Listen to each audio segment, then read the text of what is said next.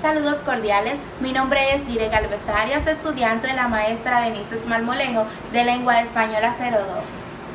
Y voy a estar hablando del libro titulado El ruido y la furia de William Faulkner. William Faulkner nació el 25 de septiembre de 1897 en New Albany, Mississippi. Fue un novelista, narrador y poeta estadounidense, reconocido mundialmente por sus novelas experimentales, galardonado con el Premio Nobel de la Literatura por su poderosa y artísticamente única contribución a la novela contemporánea estadounidense en 1949. Este también escribió relatos cortos, guiones cinematográficos, ensayos y una obra de teatro.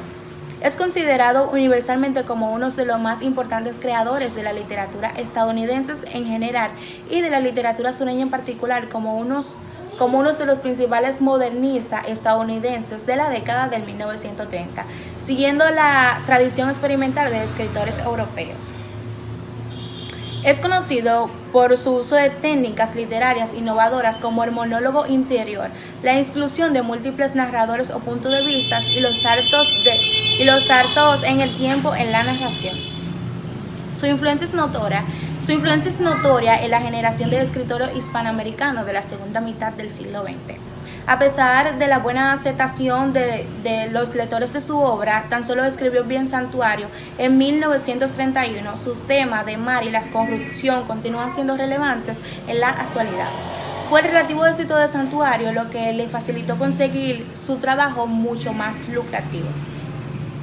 Faulkner, que arrastró problemas con el alcohol durante gran parte de su vida, siguió escribiendo tantas novelas como cuentos hasta su muerte en Viala el 6 de julio de 1962. Muere a causa de un infarto y el verdadero apellido de este autor es Faulkner, que transformó a Faulkner por intereses comerciales. El ruido y la furia es la cuarta novela del autor, publicada en 1929. Lo que he aprendido de este maravilloso y grandioso libro titulado El ruido y la furia, y bueno, es un libro increíble, bastante complejo de leer. Tuve que buscar apoyo en una película de YouTube y ver varios videos para no abandonar el libro y darme por vencida, ya que este requiere una intensa concentración y paciencia para interpretar y entender. Y me dije a sí misma, bueno, para no abandonarlo hay que terminar lo que se inicia.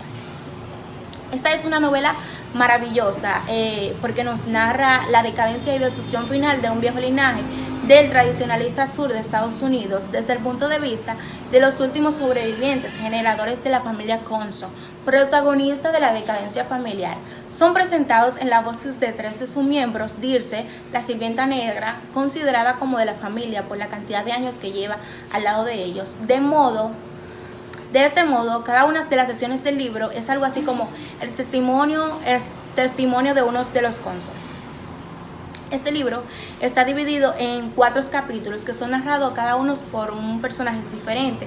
El primero de ellos está contado por Benji, que es un deficiente mental, y es justamente lo que leemos, es la voz, los pensamientos, los miedos, el ruido y la furia y las cosas que hay en un deficiente mental. El segundo capítulo es narrado por Quentin Conso, el hermano mayor de Benji. El tercer capítulo es relatado por Jason Conso, también hermanos de los anteriores. Y la cuarta parte es la única que no es relatada por unos de los clan Conso, sino que la última parte está relatada por la sirvienta negra, que existe un personaje que nos relata, bueno, hay otro personaje que nos relata, que es Candy. Es la hermana de los otros Consos. Se dice que ella es la verdadera heroína de la novela. Esta estructura narrativa dota a la novela de una sensación polifónica en la que los hechos son presentados bajo el punto de vista de distintos narradores, con su peculiar manera de ver los mismos hechos que se narran en el fondo. Lo que he aprendido, me ha gustado bastante de este grandioso y maravilloso libro, es la fuerza narrativa con lo que son relatados los hechos.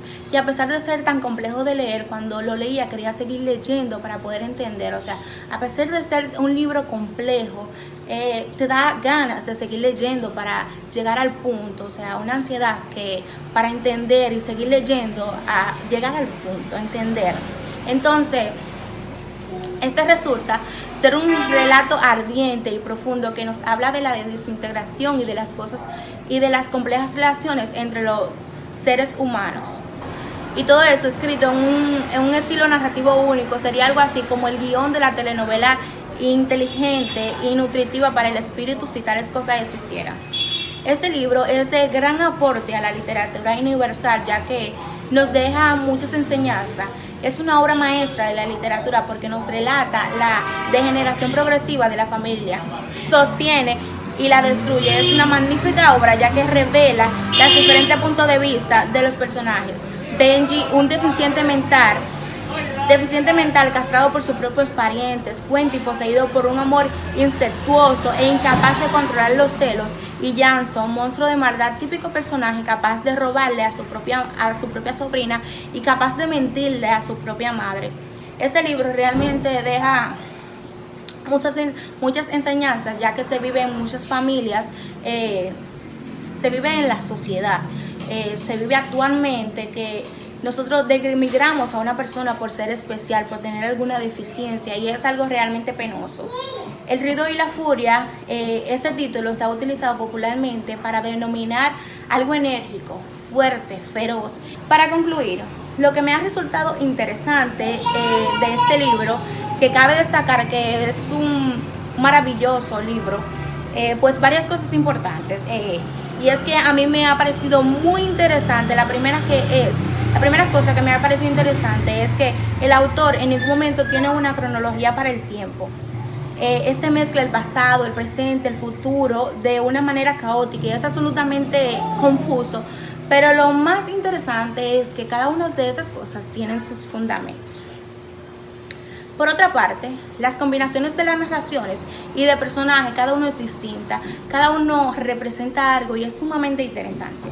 William nos da la personalidad del personaje sin describirlo, porque lo vamos conociendo poco a poco y vamos viendo cada personaje, cómo es, cómo funciona, qué nos cuenta, sus gustos, sus miedos, sus furias.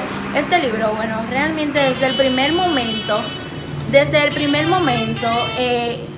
el libro desde el primer momento es terrible, es muy complejo, me costó mucho terminar de leerlo, pero realmente es grandioso. Muchísimas gracias.